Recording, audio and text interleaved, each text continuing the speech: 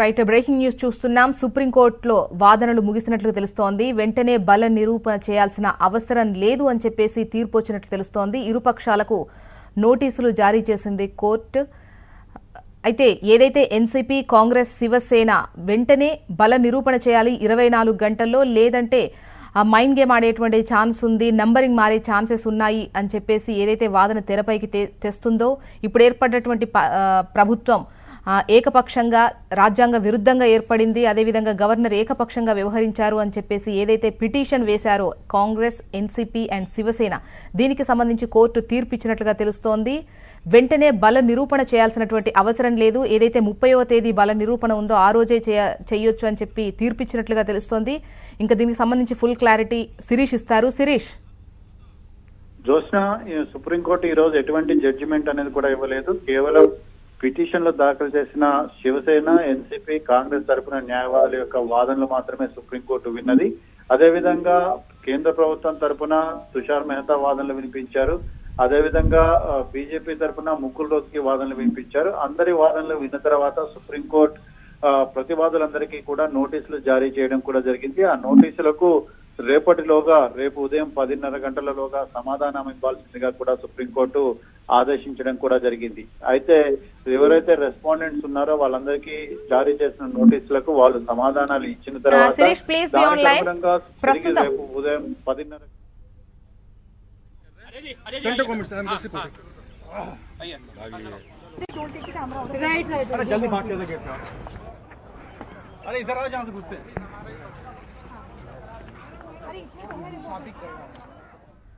శిరీష్ కూడా జరిగింది. జోష్న, శిరీష్ చెప్పండి ఒకసారి, వాదనలు ఏ విధంగా జరిగాయి, వాటికి సంబంధించి ఉత్తర్వులు ఏ విధంగా ఉంది ఒకసారి చెప్పండి. సుప్రీంకోర్టులో మొదట సుప్రీంకోర్టు ప్రారంభం కాగానే ఎన్సీపీ, శివసేన, ఎన్సీపీ అదేవిధంగా కాంగ్రెస్ తరఫున అభిషేక్ మను సింఘ్వి తన యొక్క వాదనలు వినిపించారు. ఇటు శివసేన తరఫున కపిల్ సిబాల్ తన యొక్క వాదనలు వినిపించారు. కేంద్ర ప్రభుత్వం గవర్నర్ తరఫున అటార్నీ జనరల్ తుషార్ మెహతా తన యొక్క వాదనలు వినిపించారు. బీజేపీ తరఫున ముకుల్ రోత్కి తన యొక్క వాదనలు వినిపించడం జరిగింది. ఇటు కపిల్ సిబాల్ గాని లేదా అభిషేక్ మను సింఘ్వి గాని ఇద్దరు కూడా సుప్రీంకోర్టులో స్పష్టం చేసిన విషయం ఏంటంటే అజిత్ పవార్ కేవలం శాసనసభ పక్ష నేతగా మాత్రమే ఎన్నుకున్నప్పుడు ఆయన ఇచ్చిన లెటర్ ను గవర్నర్ ఏ విధంగా పరిగణలోకి తీసుకున్నారు, క్రాస్ చెకింగ్ ఏ విధంగా చేసుకోలేదు. ఒకవేళ ఆయన అక్కడ రాష్ట్రపతి పాలన ఉండగానే కేంద్రానికి సిఫార్సు చేసిన తర్వాత కేంద్ర కేబినెట్ జరగకుండానే రాష్ట్రపతి పాలనను ఏ విధంగా ఎత్తివేశారు, ఇవన్నీ కూడా రాజ్యాంగాన్ని అపహాస్యం చేసే విధంగా ఉన్నాయి, ప్రజాస్వామ్యాన్ని కూనీ చేసే విధంగా ఉన్నాయి. గవర్నర్ తన యొక్క విచక్షణాధికారాలను దుర్వినియోగం చేసి కేంద్రంలో అధికారంలో ఉన్న బీజేపీకి అనుకూలంగా వ్యవహరించి అక్కడ బీజేపీ ప్రభుత్వం ఏర్పాటయ్యేలాగా చేశారు. అయితే ఉదయం 5:47 రాష్ట్రపతి పాలన ఎత్తివేయడం, ఆ తర్వాత 8 గంటలకు ప్రమాణ స్వీకారం చేయడం, ఇవన్నీ కూడా ఎందుకు చేయాల్సి వచ్చింది, ఇంత దొడ్డిదారిన ఎందుకు చేయాల్సి వచ్చిందని చెప్పేసి కూడా సుప్రీంకోర్టులో వాదించడం కూడా జరిగింది. ఇది ముమ్మాటికి కూడా కేంద్ర ప్రభుత్వం యొక్క కుట్రనే. శివసేన, ఎన్సీపీ, కాంగ్రెస్లు ప్రభుత్వం ఏర్పాటు చేయకుండా ఉండేందుకు, దాన్ని అడ్డుకునేందుకు కేంద్రం చేసిన కుట్రగానే దాన్ని అభివర్ణిస్తున్నారు. గవర్నర్ వ్యవహరించిన తీరు అనేది సరిగా లేదు. ఆయన కేంద్ర ప్రభుత్వం యొక్క ఏజెంట్ గా వ్యవహరిస్తూ తన యొక్క విచక్షణాధికారాలని దుర్వినియోగం కూడా చేశారు. అజిత్ పవార్ శాసనసభ పక్ష నేత అయినప్పుడు అతనికి 54 మంది ఎమ్మెల్యేల యొక్క మద్దతు అనేది ఉంటుంది. కేవలం 35 మంది ఎమ్మెల్యేలు మాత్రమే తనకు మద్దతు ఇస్తున్నారని ఏ విధంగా అజిత్ పవార్ చెప్పుకున్నారు, దాన్ని గవర్నర్ ఏ విధంగా క్రాస్ చెక్ చేశారు, వీటన్నిటినీ కూడా వాళ్ళు ఆదేశించిన. అదేవిధంగా అక్కడ బల నిరూపణకు 30వ తారీఖు వరకు సమయం ఇచ్చారు. 30వ తారీఖు వరకు సమయం అవసరం లేదు. గతంలో సుప్రీంకోర్టు ఇంటర్ఫియర్ అయి కర్ణాటక వ్యవహారంలో కూడా ఈ విధంగా జరిగినప్పుడు 48 గంటల్లోపే అక్కడ ఫ్లోర్ టెస్ట్ ఆదేశించడం కూడా జరిగింది. కాబట్టి ఇప్పుడు ఈ రోజే కానీ లేదా 24 గంటల లోపల కానీ ఫ్లోర్ టెస్ట్ కు ఆదేశించాలని చెప్పేసి కూడా వాళ్ళు సుప్రీంకోర్టును కోరడం జరిగింది. టైం అనేది ఎక్కువ ఇస్తున్న కొద్ది హార్స్ ట్రేడింగ్ అనేది జరిగే అవకాశం ఉంది. విపక్ష ఎమ్మెల్యేలని కొనుగోలు చేసి అధికార దుర్వినియోగానికి పాల్పడే అవకాశం ఉంది. కాబట్టి అటువంటి కూడా జరగకుండా ఉండాలంటే సాధ్యమైనంత త్వరగా ఈ రోజు కానీ 24 గంటల లోపు కానీ ఫ్లోర్ టెస్ట్ కు ఆదేశించాలని చెప్పేసి కూడా కోరడం జరిగింది. ఇటు గవర్నర్ తరఫున అటార్నీ జనరల్ తన యొక్క వాదనలు వినిపిస్తూ గవర్నర్ వ్యవహరించిన తీరు అనేది కూడా కరెక్ట్ గానే ఉంది. అయితే తను గవర్నర్ ను సంప్రదించిన తర్వాత గవర్నర్ దగ్గర నుంచి వివరాలన్నీ కూడా సేకరించిన తర్వాత అప్పుడు రిప్లై అనేది కూడా ఫైల్ చేస్తాను, తను రిప్లై ఫైల్ చేయడానికి కొంత సమయం అనేది కూడా కావాలి అని చెప్పేసి అటార్నీ జనరల్ కోరడం కూడా జరిగింది. అదేవిధంగా ఇటు ఫడ్నవీస్ ముఖ్యంగా బీజేపీ తరఫున ముగ్గురు రోజుకి వాదనలు వినిపిస్తూ అసలు వీళ్ళు హైకోర్టుకు వెళ్లకుండా ఎందుకు సుప్రీంకోర్టును ఆశ్రయించారు, అక్కడ మహారాష్ట్రలో ప్రభుత్వ ఏర్పాటు అనేది హైకోర్టు అంటే అక్కడ పరిధి కాబట్టి అక్కడ వెళ్లకుండా డైరెక్ట్ సుప్రీంకోర్టును ఆశ్రయించడం కరెక్ట్ కాదన్నప్పుడు జస్టిస్ ఎన్వి రమణ జోక్యం చేసుకుంటూ కోర్టు ఎందులోనైనా కూడా జోక్యం చేసుకునే అధికారం ఉంది. ప్రజాస్వామ్యం అపహాస్యం పాలవుతున్నప్పుడు రాజ్యాంగానికి రాజ్యాంగం అనేది పరిరక్షించడానికి కోర్టు జోక్యం చేసుకోనే అధికారం కోర్టుకు ఉంది. కాబట్టి కోర్టు అధికారాలను మీరు తప్పుపట్టడానికి వీల్లేదని చెప్పేసి కూడా చెప్పడం కూడా జరిగింది. అయితే తాము ఈ వ్యవహారం మొత్తానికి సంబంధించి రిప్లై ఫైల్ చేయాలి, మరికొంతమంది కూడా ఇందులో ఇంప్లీడ్ కావాలనుకుంటున్నారు కాబట్టి కొంత సమయం ఇవ్వాల్సిందిగా కూడా ముకుల్ రోహత్గి వాదించడం జరిగింది. సో అందరి వాదనలు విన్న తర్వాత సుప్రీంకోర్టు కేవలం 24 hours మాత్రమే సమయం ఇవ్వడం కూడా జరిగింది. ఎవరెవరైతే రిప్లై ఫైల్ చేయాలనుకుంటున్నారో ఇటు కాంగ్రెస్, శివసేన, ఎన్సీపీ తరఫున కానీ లేకపోతే గవర్నర్ తరఫున కానీ లేదా బీజేపీ తరఫున కానీ ఎవరు ఫైల్ చేయాలనుకున్న 24 గంటల లోపల ఫైల్ చేయండి. రేపు ఉదయం 10:30కి కోర్టు తిరిగి ప్రారంభమవుతుంది. ప్రారంభమైన తర్వాత వాళ్ళ యొక్క రిప్లైస్ అన్నింటినీ కూడా పరిగణలోకి తీసుకుని కోర్టు తప్పుడు తన యొక్క అభిప్రాయాన్ని కూడా వెల్లడిస్తుందని చెప్పేసి త్రిసభ్య ధర్మాసనం స్పష్టం చేయడం జరిగింది. రేపు ఉదయం 10:30కి కోర్టు తిరిగి ప్రారంభమైనప్పుడు దీనిపైనే విచారణ అంతా కూడా జరిగే అవకాశం ఉంది. వాటన్నిటిని కూడా పరిగణలోకి తీసుకున్న తర్వాత అప్పుడు కోర్టు ఈ ఫ్లోర్ టెస్ట్ కు సంబంధించి ఒక ఆర్డర్ అనేది పాస్ చేసే అవకాశం ఉంది. అంటే ఎప్పటిలోగా ఫ్లోర్ టెస్ట్ అనేది కూడా గురించి అది కోర్టు రేపు ఉదయం 10:30 మరి ఫైనల్ తీర్పు ఇచ్చే అవకాశాలు ఉన్నాయి అని చెప్పేసి శిరీష్ చెబుతున్నారు. टोटल वो तुषार मेहता जी से मांगी है 10:30 पे। और एक आश्चर्य की बात ये होगी कि पिछली बार जब कर्नाटक सरकार बनी थी तब भी अर्जेंसी ली गई थी और कांग्रेस की ओर से अर्जेंसी ली गई थी और उसमें भी वही बात हुई, येदियुरप्पा की सरकार बनी। यहाँ पर एक बात और इम्पोर्टेंट है कि पार्टीज के कोई फंडामेंटल राइट्स नहीं होते हैं।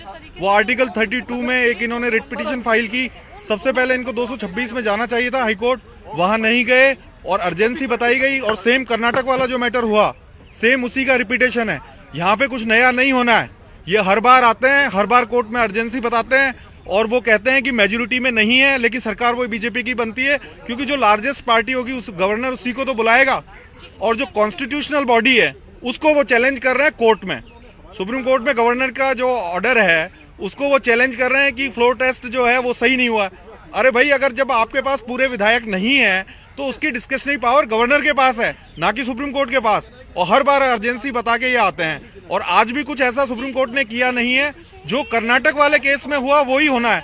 और बाद में अभी गवर्नमेंट प्लेस पे है, गवर्नमेंट की ऑलरेडी चीफ मिनिस्टर ऑथ ले चुके हैं, उसके बावजूद जो है ये लोग कोर्ट में आए हैं। पहले के जो बोमई वाला केस है, रामेश्वर वाला केस है और जो उत्तराखंड वाला केस है, गोवा वाला केस है, वो सारा केस इसी तरीके का आइडेंटिकल था। जिसकी मेजोरिटी होगी उसकी सरकार बनेगी। इसमें आपको इतना उत्तेजित और इसको आपको इतना आकर्षित होने की क्या जरूरत थी? और ये एक बार फिर कोर्ट में आ गए। वो राज्यपाल का कमेटी है और उसमें कोई दखल कोर्ट की नहीं हो सकती। कहता है जो कोर्ट कदर में मुकुल रोहतगी ने कोर्ट ओके, थैंक यू। सबको पता है।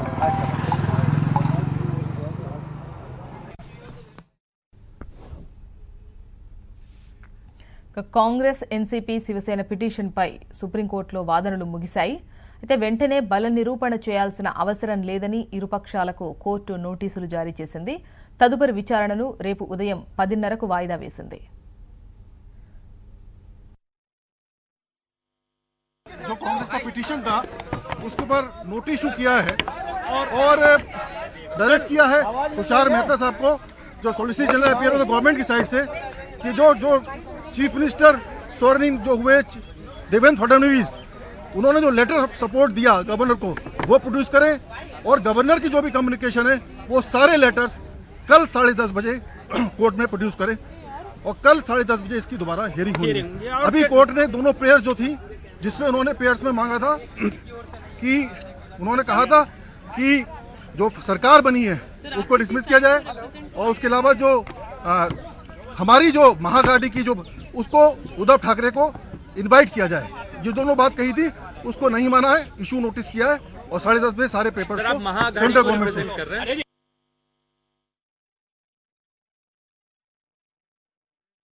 మహారాష్ట్ర గవర్నర్ నిర్ణయం రాజ్యాంగ విరుద్ధమన్న సుప్రీంకోర్టు గవర్నర్కు ఇచ్చిన మద్దతు లేఖను సమర్పించాలని కేంద్రాన్ని ఆదేశించింది. రేపు ఉదయం 10:30 కల్లా మద్దతు లేఖను సమర్పించాలన్నారు. సొలిసిటర్ జనరల్ లేఖలు సమర్పించిన తర్వాత బల పరీక్షపై నిర్ణయం తీసుకుంటామని కోర్టు తెలిపింది. ప్రభుత్వ ఏర్పాటుకు గవర్నర్ నిర్ణయంలో జోక్యం చేసుకోలేమని పేర్కొంది. ఇక మహారాష్ట్రలో సంక్షోభం కేసు రేపటికి వాయిదా పడింది. వెంటనే బల నిరూపణ చేయాల్సిన అవసరం లేదని సుప్రీంకోర్టు ప్రకటించడంతో ఫడ్నవీస్ ప్రభుత్వానికి ఊరట లభించింది. కేంద్రం మహారాష్ట్ర ప్రభుత్వాలకు కోర్టు నోటీసులు జారీ చేసింది. I will tell in English. Because I was entirely in the court. In fact, what had been today in the court, the petition of NCP, Shiv Sena and Congress combined was taken up by the Supreme Court. It was argued by Mr. Kapil Sibal and Abhishek Manu Singhvi. The prayers contains that the order of appointment of the governor dated 23rd to the Devendra Fadnavis should be set aside. And जिस petition में तीनों लोगों की थी, NCP, Shiv Sena और कांग्रेस की, उसके ऊपर अभिषेक मनु सिंघवी और उसके ऊपर कपिल सिब्बल साहब ने आर्गुमेंट किया. उनका कहना था कि 24 आवर्स के अंदर इसके ऊपर जो है फ्लोर टेस्ट होना चाहिए. मगर तुषार मेहता जो सॉलिसिटर जनरल अपीयर हो रहे थे, उन्होंने ये कहा कि हमको 11:30 बजे रात को पिटीशन मिली है, हमारे पास कोई इंस्ट्रक्शंस नहीं है, कम से कम हमको समय दिया जाए कि हम इसका जवाब दे सकें. कोर्ट ने पूरे मामले पे उस पिटीशन पे इशू नोटिस करते हुए सॉलिसिटर जनरल तुषार मेहता की रिक्वेस्ट पे कल सुबह 10:30 बजे तक का समय दिया है. लेटर ऑफ सपोर्ट जो है, जो देवेंद्र फडणवीस साहब ने गवर्नर को दी है, वो उसको प्रोड्यूस करना है कल 10:30 बजे. और साथ ही साथ जो गवर्नर ने जो डिसीजन जिस बेसिस पे लिया है या जो कम्युनिकेशन सेंट्रल गवर्नमेंट के साथ में हुई है, वो सारी चीजें कल सुबह 10:30 बजे प्रोड्यूस करनी है. जो भी कहना होगा पिटिशनर साइड से भी, वो भी अपनी बात कल तक सब रख सकते हैं. कल इसकी एक विस्तृत सुनवाई 10:30 बजे सुप्रीम कोर्ट में होगी. Back to news. Congress, NCP, Shiv Sena పిటిషన్పై సుప్రీంకోర్టులో వాదనలు ముగిశాయి. వెంటనే బల నిరూపణ చేయాల్సిన అవసరం లేదని ఇరుపక్షాలకు కోర్టు నోటీసులు జారీ చేసింది. తదుపరి విచారణను రేపు ఉదయం 10:30కు వాయిదా వేసింది.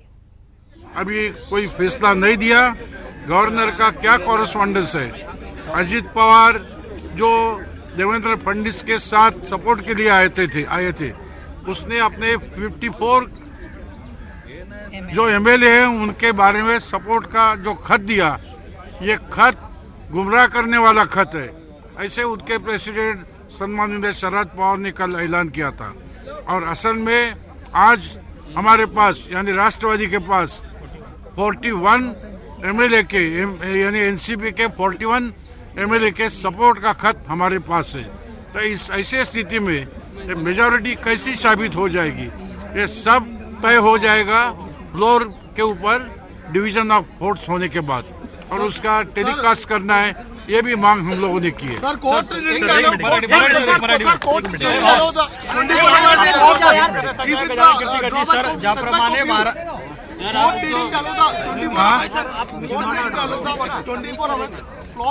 आपल्या सोबत 24 आवर्स का आज से मांगा था, लेकिन कल अगर हियरिंग रखी है तो उससे 25 आवर्स लागू हो जाएंगे. सर आपल्यासोबत शिवसेनेचे खासदार गजानन कीर्तीकर आता माझ्यासोबत आहेत. सर आज कोर्टामध्ये जे झालं आहे त्याबाबत काय म्हणणं आहे? कारण आज न्यायालयामध्ये जे झालं आहे ते कसं?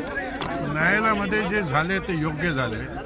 न्यायालयाच्या समोर मुकुंद रोडगी हे आतमध्ये कसे आले, कोणाच्या वतीने आले, शेवटपर्यंत आम्हाला माहिती नाही. त्यांनी सांगितले की 2 अपक्ष आणि 2 बीजेपीच्या वतीने या ठिकाणी मी प्ली करायला आलेलो आहे. आणि त्यांनी कोर्टाच्या समोर अशी बाजू मांडली की राज्यपालाने काय कॉरेस्पॉन्डन्स केलं, काय ऑर्डर केली आहे याची जाच पडताळ करा. कोर्टाला त्यांनी ते अपेल केलं त्यांचं म्हणणं. म्हणून त्याची जाच पडताळ करण्यासाठी त्यांनी 41 आमदार एनसीबीचे यांनी जे सपोर्ट दिलेला आहे, ज्याचा सपोर्ट अजित पवारने सादर केला होता, तो चुकीचा कसा आहे याची जाच पडताळ, सगळ्या गोष्टीचं जाच पडताळ करण्यासाठी हिअरिंग उद्या पोस्टपोन झालेली आहे. 10-10:30 वाजता उद्या हिअरिंग होणार. सरकारने वेळ काढून केला असं वाटतं तुम्हाला? लाईव्हसाठी एक मिनिट.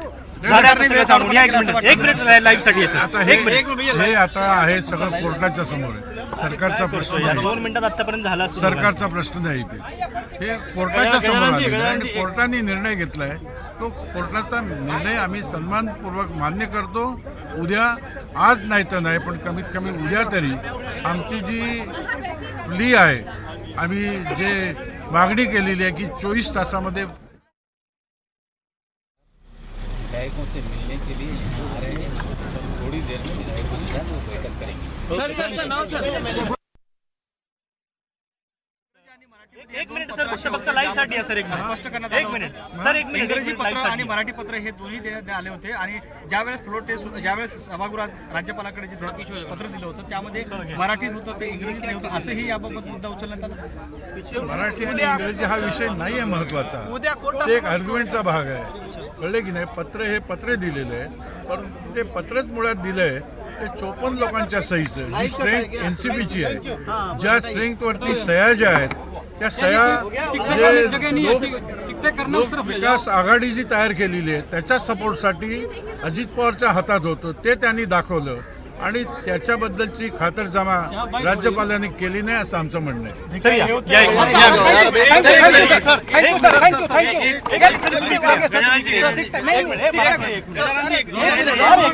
शिवसेनेचे खासदार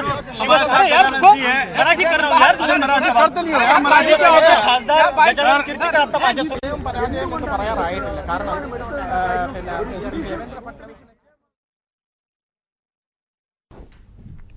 కాంగ్రెస్, ఎన్సీపీ, శివసేన పిటిషన్పై సుప్రీంకోర్టులో విచారణ జరిగింది. ప్రభుత్వ ఏర్పాటును సవాల్ చేస్తూ శివసేన, కాంగ్రెస్, ఎన్సీపీ సుప్రీంను ఆశ్రయించాయి. Justice NV Ramana, justice Ashok Bhushan, justice Sanjiv Khanna విచారణ జరిపారు. కాంగ్రెస్ నేతలు పృథ్వీరాజ్ చవాన్, రణ్దీప్ సుర్జేవాలాతో పాటు శివసేన తరపున ఎంపీ గజానన్ కృతికార్ హాజరయ్యారు. బీజేపీ తరపున ముకుల్ రోహత్గి వాదనలు వినిపించగా విపక్షాల తరపున అభిషేక్ సంఘ్వి, కపిల్ సిబాల్ వాదనలు వినిపించారు. ఇక నిబంధనలకు విరుద్ధంగా గవర్నర్ వ్యవహరించారు అని చెప్పేసి విపక్షాల తరపున కపిల్ సిబాల్ కోర్టుకు తెలిపారు. కేబినెట్ నిర్ణయం లేకుండా రాష్ట్రపతి పాలన ఎలా ఎత్తివేస్తారని, ఇలాంటి పరిస్థితి గతంలో ఎప్పుడూ లేదన్నారు. మెజారిటీ లేని బీజేపీని ప్రభుత్వ ఏర్పాటుకు ఎలా ఆహ్వానిస్తారని, ఎన్నికల ముందు ఏర్పడ్డ కూటమి విచ్ఛిన్నమైందని కపిల్ సిబాల్ కోర్టుకు తెలిపారు. ఇప్పుడు 3 పార్టీలు కూటమిగా ఏర్పడ్డాయని, తక్షణమే బల నిరూపణ జరిగేలా ఆదేశాలు ఇవ్వాలని కోరారు. ఇక బీజేపీకి బలముంటే వెంటనే బలపరీక్ష ఎదుర్కోవాలన్నారు కపిల్ సిబాల్. ఇక గవర్నర్ తరపున ఎవరు వాదిస్తున్నారని సుప్రీంకోర్టు ప్రశ్నించింది. తమకు తెలియదని సొలిసిటర్ జనరల్ సమాధానం చెప్పారు. అయితే తాను ఎవరి తరపున ప్రాతినిధ్యం వహిస్తున్నానో తెలియదని సొలిసిటర్ జనరల్ కోర్టుకు చెప్పారు. ఇక తనకు అర్ధరాత్రి పిటిషన్ కాపీ వచ్చిందని, అందుకే కోర్టులో ఉన్నానని సొలిసిటర్ జనరల్ చెప్పారు. ఇక ఆదివారం నాడు వాదనలు వినకూడదని బీజేపీ తరపు న్యాయవాది ముకుల్ రోహత్గి కోర్టుకు తెలిపారు. దీనిపై స్పందించిన జస్టిస్ అశోక్ భూషణ్, ఆదివారం విచారణ అనేది చీఫ్ జస్టిస్ విచక్షణాధికారమని చెప్పారు. ప్రభుత్వ ఏర్పాటులో గవర్నర్ నిబంధనలు అనుసరించలేదని అభిషేక్ సంఘ్వి విపక్షాల తరపున వాదనలు వినిపించారు. कोई मध्य रात्रि को ऐसी चुनौती देश के सामने नहीं थी कि रूल 12 को इन्वोक किया जाता और कैबिनेट को बाईपास करके राष्ट्रपति जी से दस्तखत करा के और सुबह 5:46 पे इसको वापस लेना. जिस तरह से हॉर्स ट्रेडिंग हुई की कोशिश हुई है, इनके पास बहुमत नहीं था, उस पर इसलिए इनको समय नहीं दिया जाना चाहिए और तमाम वो नोटिंग्स भी सुप्रीम कोर्ट को मंगानी चाहिए, चाहे जो गृह मंत्रालय की हैं, कि क्या कारण था, ऐसी कौन सी स्थिति बन गई थी जो कि रात्रि में ही ये सब कुछ करना आवश्यक था. రైట్, ఇవి బులెటిన్ డీటెయిల్స్. ఇప్పుడు ఒక చిన్న బ్రేక్ తీసుకుందాం. బ్రేక్ తర్వాత న్యూస్ అప్డేట్స్ తో హరిత మీ ముందుంటారు. Stay tune. నీలో జ్యోతిని వెలిగించు, నీవే వెలుగై వ్యాప్తించు.